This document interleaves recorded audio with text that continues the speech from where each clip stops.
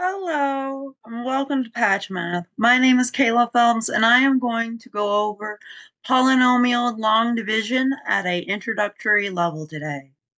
All right, so I went ahead, and I don't like to recreate the wheel. I like to use reliable sources and point my students to them.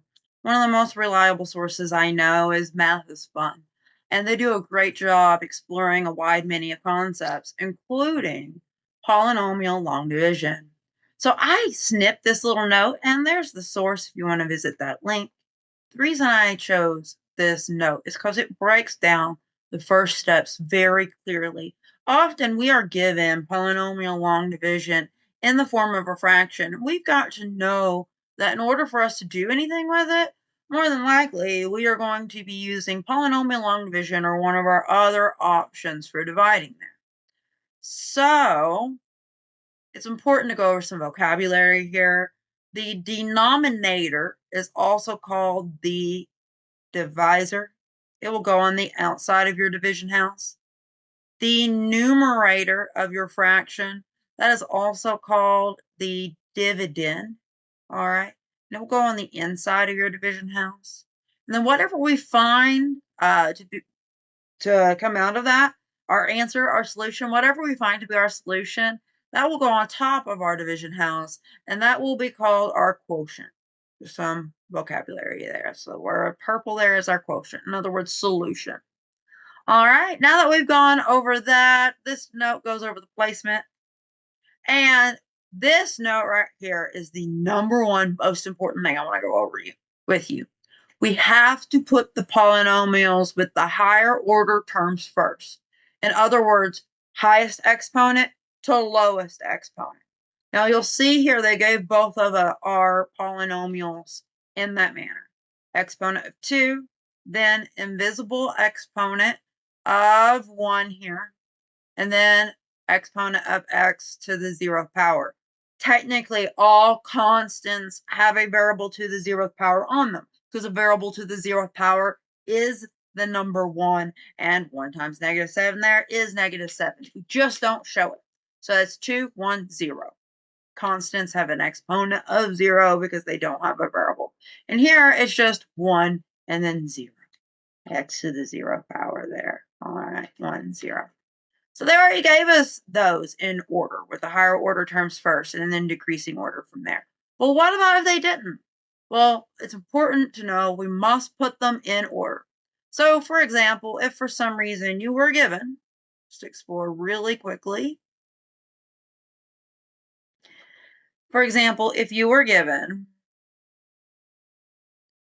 x squared minus x to the 4th plus 2, we would have to put that in order from greatest exponent first. So in this case, that is minus x to the 4th would come first. Notice 4 is the highest exponent there. And we have to go down 1 from there. Now notice we don't have an x to the 3rd, but we are going to have to leave space for it. So I'm going to go ahead and organize what we have there. I'm going to leave space for an x to the 3rd that we don't happen to have. Now we have a plus x squared there. That would go next. Oh, and then we don't have x to the 1st power. It's important to leave a little space there. And then we have our constant. Notice we go 4, 2, 0. That's not allowed. So what do? We put placeholders in. He cannot just come in here and put in an x to the 3rd, because that's 1x to the 3rd. And that radically changes that polynomial. Instead, we have to put a 0 in front of it, because 0 times x to the 3rd is 0. And if we add 0 onto any polynomial, it does not change its value. So we got 4, 3, 2, and we're going to do the same thing for 1. 0 times x, and that is x to the 1st power. You can show that 1 there if you like, but it is technically an invisible 1 we don't traditionally show. So 4, 3, 2, 1. And there's technically an x to the 0th here that, again, we don't show because x to the 0th is 1 and 2 times 1 is 2. So there you have it. This is how we would have to reorder and put in placeholders for a polynomial that is not given with a higher order term first, highest degree term first, and then decreasing 1 exponent at a time from there until we get to our constant. So that's just a little side example to explore that concept. We are now going to dive into solving the given problem. All right. I'm going to go ahead and come over here and write what they have. All right. So all I did was just copy down what they have there so I could work with it in my handwriting. Always double check for copy over errors. That's my most common mistake. Now we are going to ask ourselves the following series of questions. And that is x times what will give us x squared. All right. And the answer to that is x times x gives us x squared. Because x to the first power times x to the first power is x squared. And what we're going to do is, we already distribute that x there. X times x is x squared. We're also going to distribute into the second term of the binomial. Negative 2 times x is minus 2x. Awesome. Now, just like good old-fashioned long division, we are going to subtract the, we're going to subtract this binomial off. Well, what's new is because we have two terms here, we do have to distribute the subtraction in there and there. That will turn that into a positive. I'm just going to kind of scribble that out. It's not the best notation. I don't like to just erase it. And long division can get very messy really quickly if we're not careful. All right, so x squared minus x squared, well, that cancels out. Then we have 2x plus 2x, which happens to be 4x. What we are doing here is combining like terms. When you combine like terms, the variable and the exponent on it will stay the same, but the coefficients are what combine. All right, now we will be bringing down the -7. You want to make sure you have the same number of terms as you do your divisor. All right.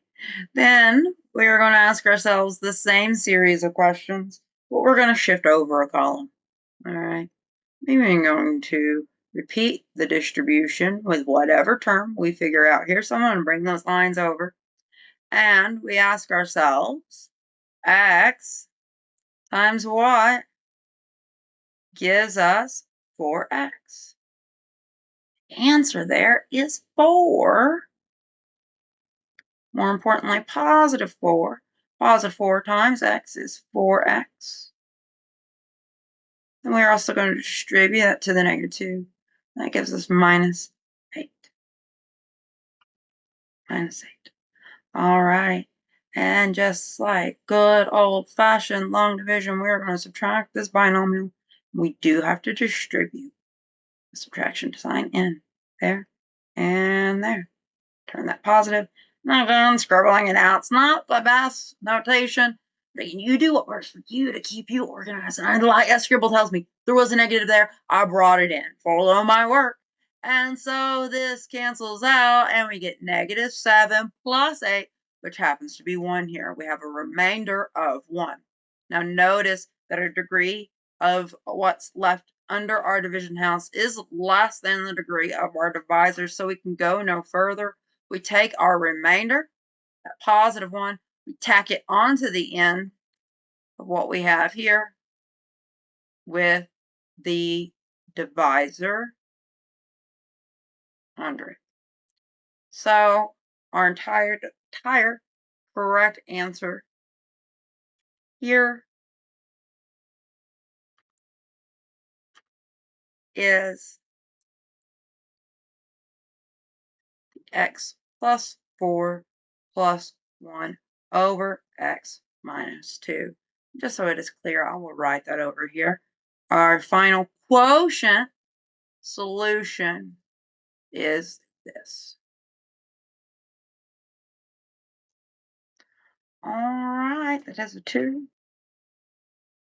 And there you have it. That is an intro to polynomial long division. Thank you so much for your time.